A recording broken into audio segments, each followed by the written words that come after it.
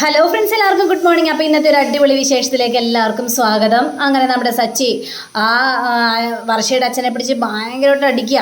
അവിടെ അങ്ങനെ പ്രശ്നം ഉണ്ടാകുകയാണ്. പ്രശ്നം ഉണ്ടായപ്പോഴും വർഷയ്ക്കും വല്ലാത്ത ദേഷ്യം. അപ്പോൾ നമ്മുടെ സച്ചി പറയുകയാണ്, ഇനി ഒരു നിമിഷം പോലും നിൽക്കാൻ പാടില്ല, രേവതി എന്ന് പറഞ്ഞുകൊണ്ട് രേവതി കൈഴും പിടിച്ചുകൊണ്ട് വലിച്ചടിച്ചുകൊണ്ട് നേരെ സച്ചി പുറത്തേക്ക് ഇറങ്ങി പോവുകയും ചെയ്യുകയാണ്.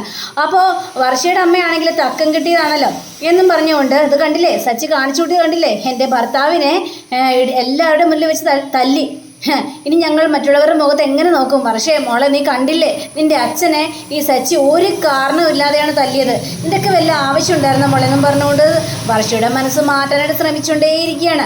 അപ്പോഴേക്കും നമ്മുടെ രവി പറയുകയാണ്, അങ്ങനെ ഒരു കാരണമില്ലാതെ എന്നല്ല തല്ലിയത്, അയാളുടെ വായിൽ നിന്നും അനാവശ്യമായ കാര്യങ്ങൾ വന്നതുകൊണ്ട് മാത്രമാണ് സച്ചി അയാളെ പിടിച്ച് തല്ലിയത് എന്ന് വിചാരിച്ച് മുതിർന്നൊരു മനുഷ്യനെങ്ങനെ തല്ലാവോ? ഇനി എന്ത് വിശ്വസിച്ച് എൻ്റെ മോളെ നിങ്ങളുടെ വീട്ടിലേക്ക് പറഞ്ഞയക്കും? അങ്ങനെ വന്ന് ഈ മധുസൂദനനും പറയുകയാണ്.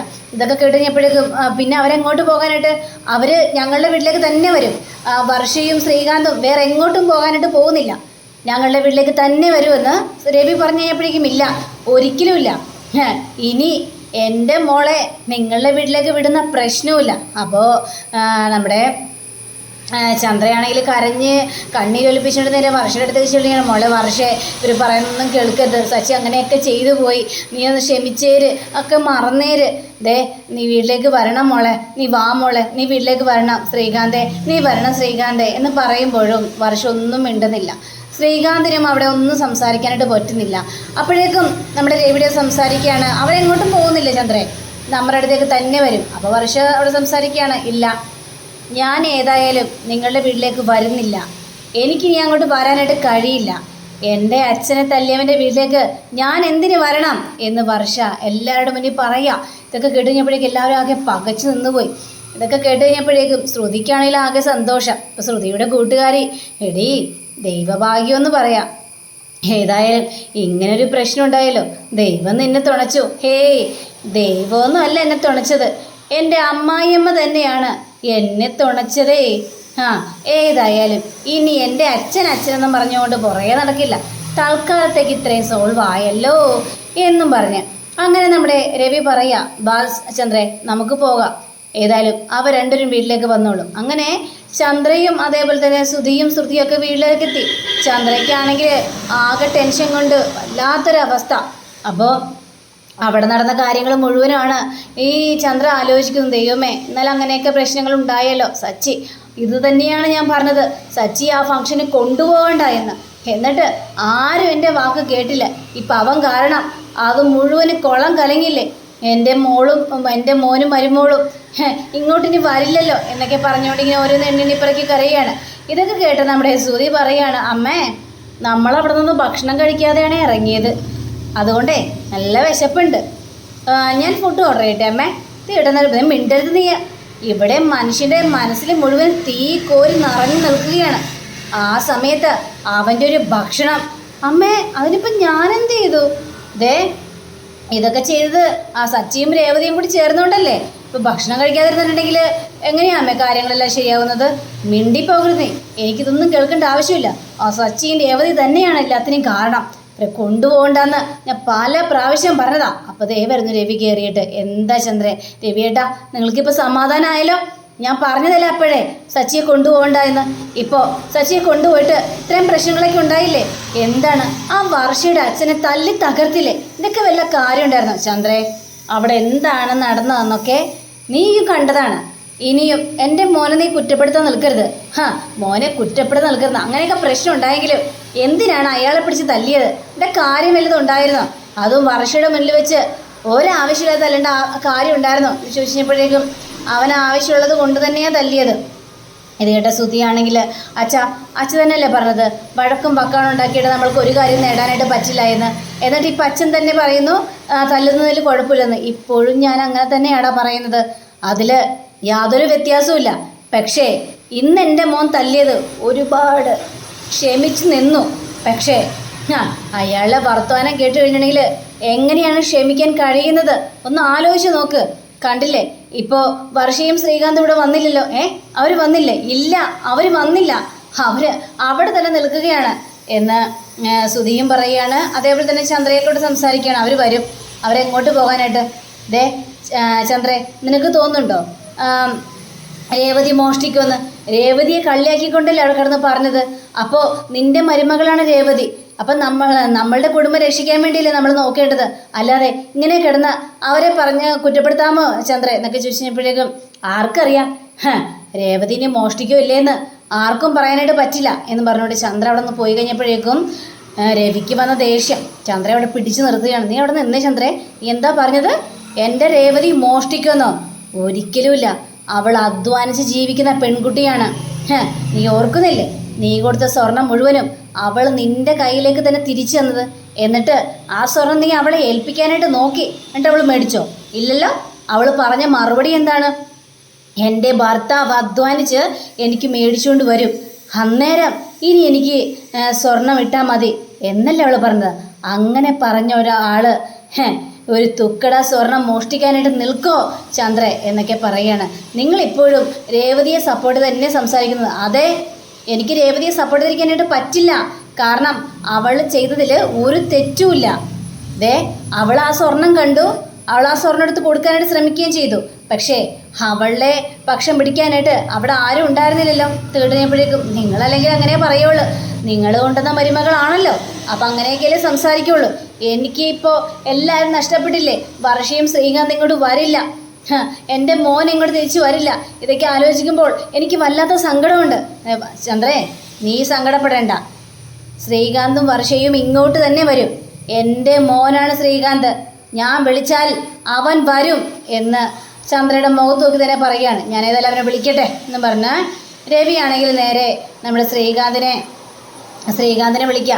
കുറച്ചിനെ വിളിച്ചു കഴിഞ്ഞപ്പോഴേക്കും ശ്രീകാന്ത് ഫോൺ എടുത്തില്ല. പിന്നെയും രവി വിളിച്ചു നോക്കുകയാണ്. അപ്പോഴേക്കും നമ്മുടെ ശ്രീകാന്ത് ഫോൺ എടുത്തിട്ട് എന്താ അച്ഛൻ എന്താ വേണ്ടത്? അച്ഛൻ എന്താ ഇപ്പം ഇങ്ങനെ വിളിച്ചത്? മോനെ, നീ എന്താടാ ഞാൻ ഇത്ര നേരം വിളിച്ചിട്ട് ഫോൺ എടുക്കാതിരുന്നത്? നീ ജോലി സ്ഥലത്താണോ? ജോലി തിരക്കായിരുന്നോ എന്നൊക്കെ ചോദിക്കുകയാണ്. ഇല്ലച്ചാ, ഞാൻ ജോലി സ്ഥലത്തൊന്നുമല്ല, ഞാനിപ്പോൾ വർഷയുടെ വീട്ടിലാണ്. മോനെ, നീ എന്താടാ അങ്ങോട്ട് പോയത്? നീ ഇങ്ങോട്ടല്ലേ വരേണ്ടത്, പിന്നെ നീ എന്തിനാ അങ്ങോട്ട് പോയത്?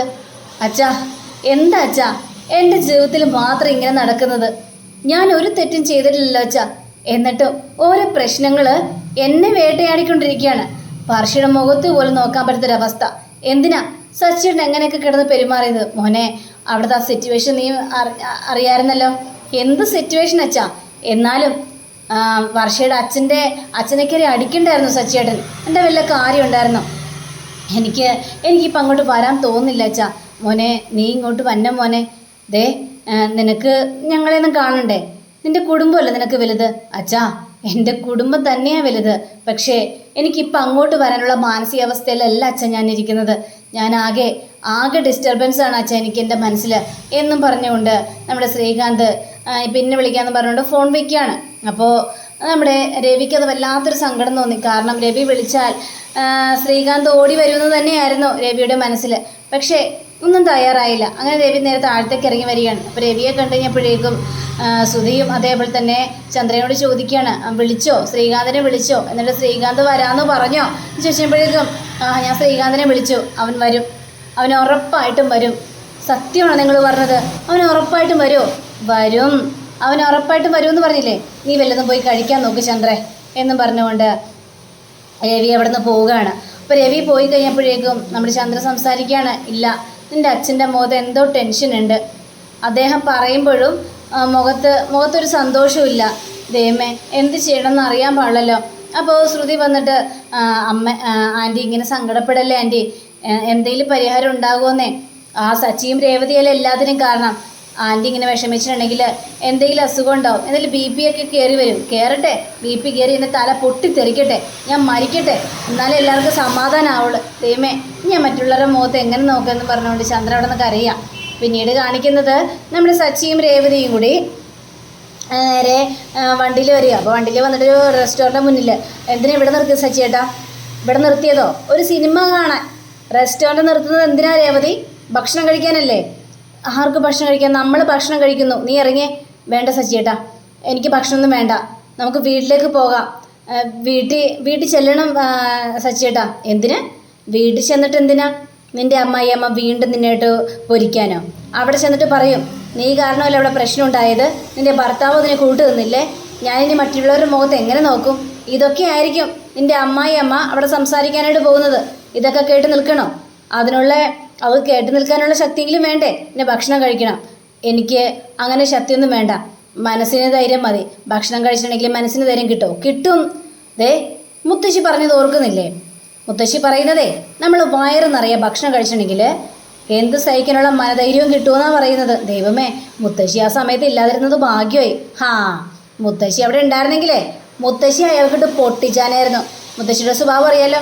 എല്ലാവരുടെ മുന്നിൽ വെച്ച് നിന്നെ അവർ കളിയാക്കിയില്ലേ? എന്നിട്ട് അവരെന്തൊക്കെയാണ് പറഞ്ഞു കൂട്ടിയത്?